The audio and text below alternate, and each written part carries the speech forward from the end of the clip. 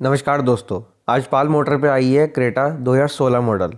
इसमें प्रॉब्लम ये आ रही है, क्लच बहुत हार्ड हो जाता है और दूसरा तीसरे और चौथे गियर में उठाने पे एक वाइब्रेशन सा फील होता है। इसकी वजह ये है जो इसकी क्लच डिस्क होती है वो स्लिप मार रही है।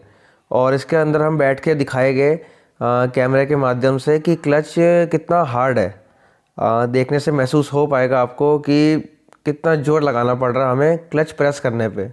तो उसका एक ही सोल्यूशन है क्लच सेट चेंज करने का, जो कि हम इस गाड़ी में हम करने जा रहे हैं।